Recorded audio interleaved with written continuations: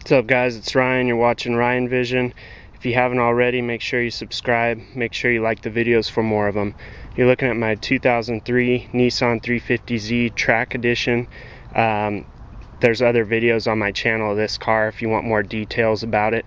In this video, I'm just going over some of the recent enhancements I've done. If you've seen the other videos, you know that I mentioned I had problems with the headlights fading out.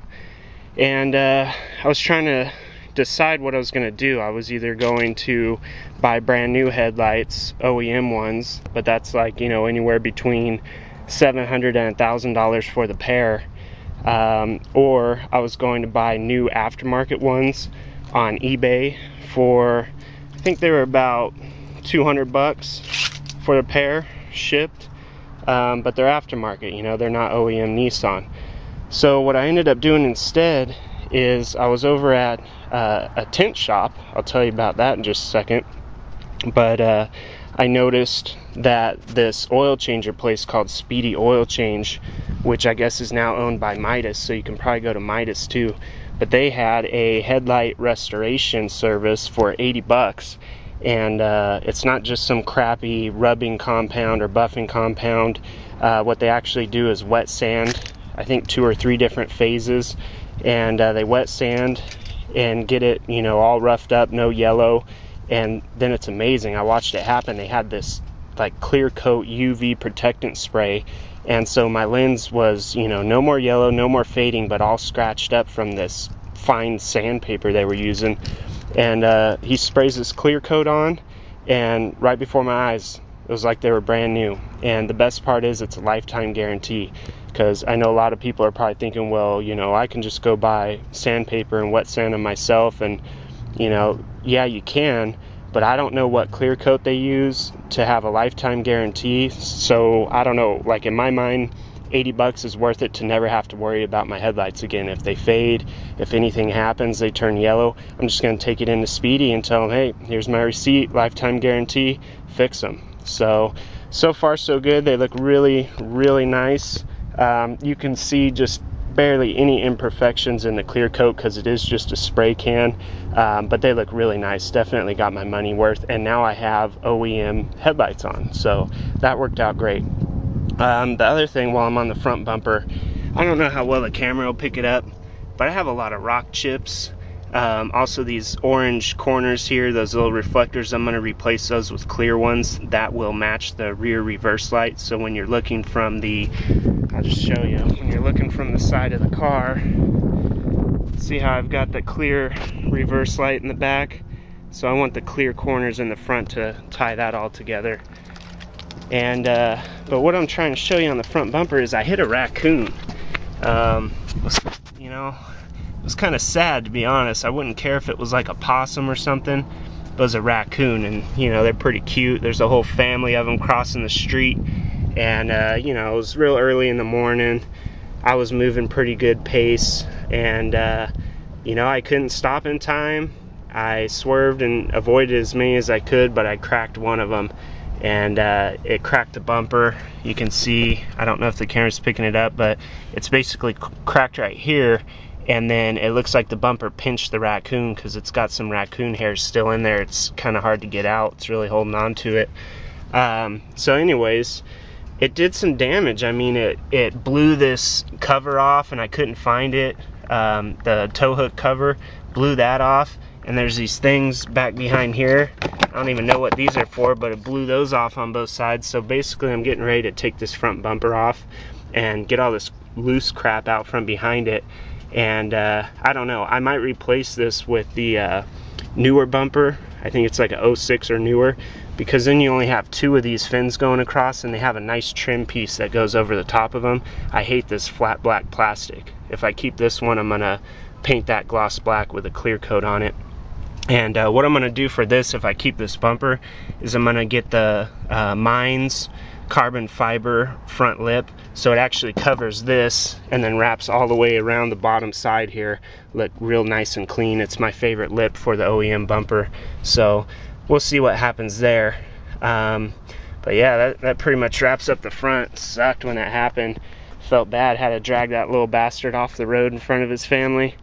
But that about does it for the front, except for another recent thing I just did is the limo tint brow across the top of the windshield here. So that's 5% limo tint. And what they do is they run the film on the inside, and the problem with that is you can see here this dot matrix pattern that goes around the mirror. Some tint shops, I guess, are really experienced and they know how to deal with that. They can use things like a glue adhesive in there to make it bond between the dot matrix. But you know, this is the second time I had it done, and that's about as good as it gets. So if I don't like that, what I'm going to do is probably get like a Forged Performance decal, run it across the top. But we'll see if I get used to it. I'm kind of OCD about stuff, real particular about my car, and I just gotta let it go for maybe a week or two, see if I can stand it like this, and if not, I'll get a decal and cover it up. But I love having it because it keeps the sun out of your eyes.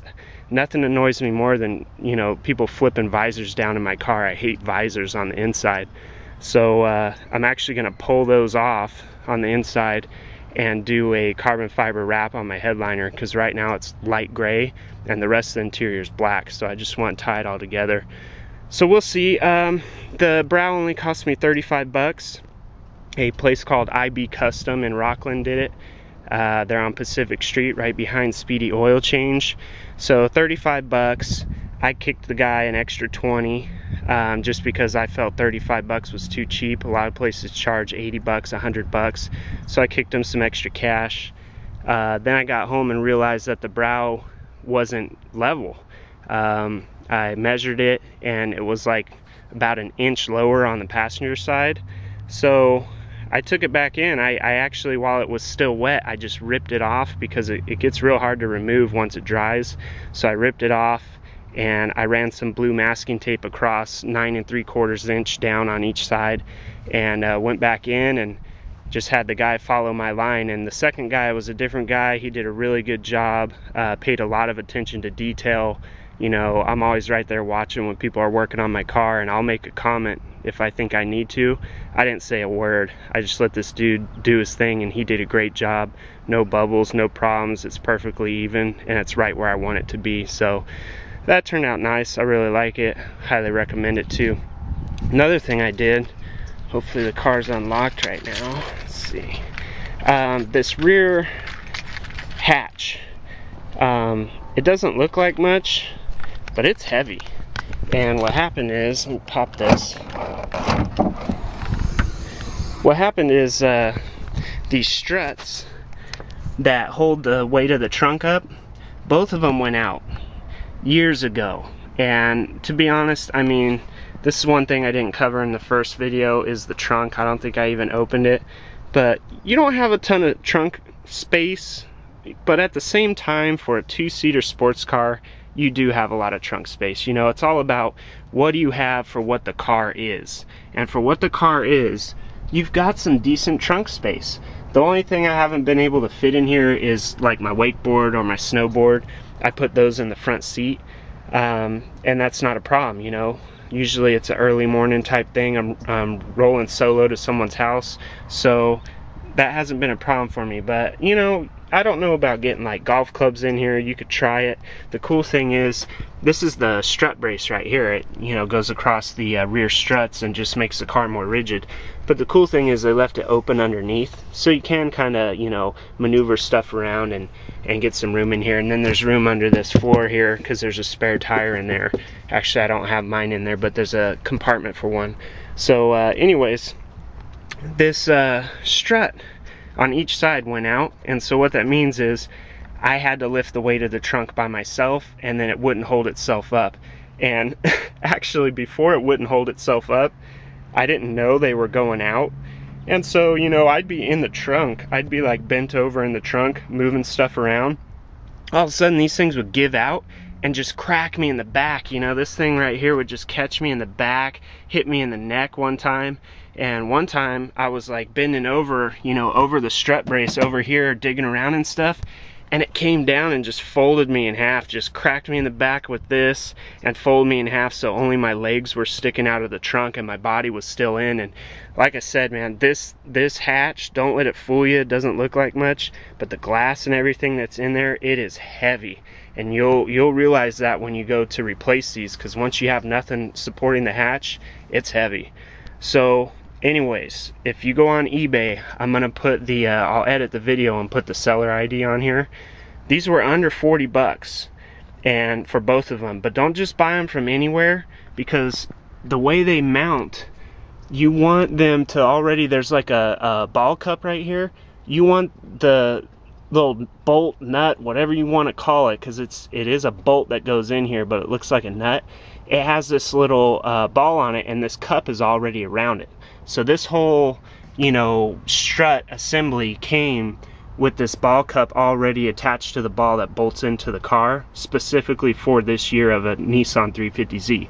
Also, it came with this other mounting bracket. So you got this mounting bracket right here. It did not come with the bolts. You need to use the hardware that's on your car. And I'll just tell you a quick story about this. Take a good look at how that bracket is. This is how you mount it on both sides. Do not mount it upside down. It's real easy to do that. And then you'll close your hatch and wonder why your hatch looks like it's out of alignment and it doesn't want to close. And I had all kinds of problems. I put this one on backwards, not knowing it, or I guess upside down, I should say, not knowing it, and noticed my hatch was out of alignment. So then I figured out what I did. Well, when I went to flip it around and put it the right way like it is now, for some reason I felt like I just needed to tighten it so much. I always do that, and I had a big old ratchet on it, you know, even though it's a 10mm bolt, and I broke the bolt. I broke it off into the car. So then I was like, well, at least I got one on there, I'll just tighten this other one. Boom, snapped it too. So, you know, I cussed myself out, kind of kicked my own ass in the garage for a while. I don't know why I always do that. And then it was like, okay, what can I do? I got this, you know, I got this freaking strut that I paid for. My trunk won't hold itself up with just one of them, so I gotta get this taken care of. What I did was I went to the dealership, and it was expensive. It was like 23 bucks, but they sold me this whole bracket, and it came with both the bolts. All I needed was the bolts. So I left this bracket attached to the ball cup on the strut because I didn't mess this up at all. I just broke the bolts, and then I put the new bolts in and just made sure I didn't over tighten them. Getting them out, I didn't end up having to drill them or anything. I used the old, you know, get a little tiny screwdriver, and you can actually rotate them because there's no pressure on the threads since there's no bolt head on it. So I just rotated them out myself manually, and they came out pretty easy within a couple minutes. So that worked out good, and now the trunk holds itself up, it lifts itself up. That's really nice. I can dig around in here. I mean, we've had it up for a couple minutes now, and no problem. It's not going to come down and kill anyone, so that's great. Like I said, on eBay, under 40 bucks. They work great. They fit perfectly. Don't just buy any ones. You know, don't cheap out and go even less than 40, you know, 30 bucks or something. I saw some real cheap ones on there. They're not specific to this car. They don't have the mounting brackets that you need. Get the ones that I list in this video. So I think that's about it, guys. I think that's all I wanted to cover.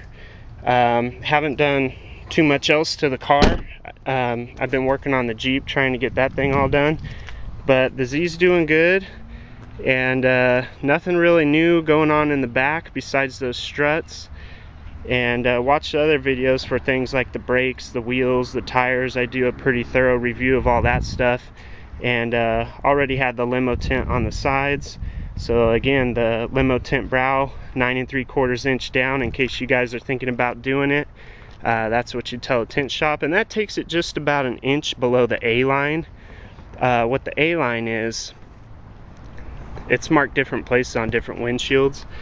By the way, my windshield was cracked. That's why I had to get a new windshield and then get a new tint strip, because my windshield got cracked and Safelite replaced it. It was under $300. They did a great job, lifetime warranty. So I don't know how well you can see it, but right here, that's the A line, and that's basically the legal line. So I'm only a little bit below, maybe like an inch, a little over an inch below the legal line. And around here, cops know who I am now. I'm in kind of a small town. So the cops know who I am. They know, you know, I'm doing good, not doing evil, so they don't really bug me too much about the tint. They will pull me over after midnight. They just want to see if I've been drinking or anything like that. But other than that, they're pretty cool about no front plate, limo tint. They haven't been hassling me.